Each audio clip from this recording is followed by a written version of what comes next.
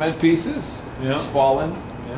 You got evidence of maintenance. Now flip it around, Gary, and what we got here. So it does work, right? But this one, if this was working properly, it'd be like this. Obviously, these are supposed to be 12 to 15 feet off the ground, 12 to 14 actually. Right. And when you release, this is what occurs. When you release it, this That's supposed to go drop down. by itself 2 to 3 feet per second. Yeah, and it doesn't. But it's not, it's out of balance. Yeah. So, but with that, it's a great case for us to study. And you're open here. Yeah, water's being driven every day inside here, and Yeah. And you got a lot of rust building up. and right are you starting to see cracking? You know, yeah. some water getting in here and causing some rust jacking. Yep. See the rust that's growing in here, growing in here. Yep. Look at all your treads, all rivets. Okay, all original hardware. Square head bolts up at the very top.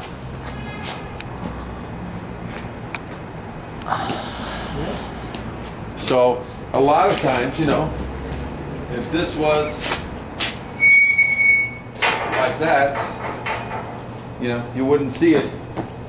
But that's how simple it is. A single action requiring no special knowledge. Yep. You'll just run right through it.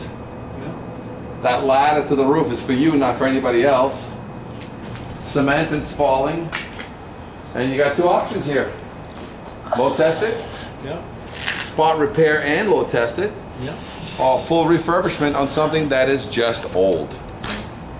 If this thing was 20 years old only, you and your engineer would probably come up with a plan that says, you know what, I'm okay. You like the strength? You got something to prove to me that the strength is good and there's no rust in any of the connections? Let's let it go for another 5. I'll see you in 5 more years. Yeah. Otherwise, we're touching things that are at least 50, but on average are 75 plus years old, Yep. and it's just old. And if any of these bolts that we refurbish give us problems, you know, years from now, who do we sue? The manufacturer of the bolt. The manufacturer of the bolts, who carries liability insurance for that, don't they? Well, they do. Yeah, and if there's an epoxy bolt that fails, who gets sued? Same. Same company. Only if I improperly install it, or improperly install a bolt, but otherwise, if it's properly installed bolts on the treads, properly installed epoxy bolts into the wall, and there's a failure of any kind, the people in the building have somebody to go after. But not the city, not the inspector, and not the owner. Okay? So, must be structurally sound, must be kept painted.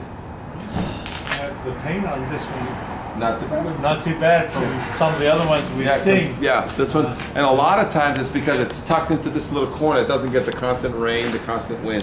Yeah. But this one's doing better than that side. one. Yeah, that side. Which side? Which side's the yellow? Which side's the red? This would be the yellow, that would be the red. And what's the main reason? The step and the The release arm release arm.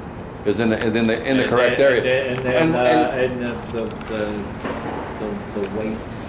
Is the it's counter- falling. the It looks like it wants to counterweight. fall off, The counterweight is in too good shape there. right? 'Cause that falls, it's gonna crush somebody. Well, yeah. Yeah. Number 2, and you brought up a good point. Is that where a release arm is supposed to be? No.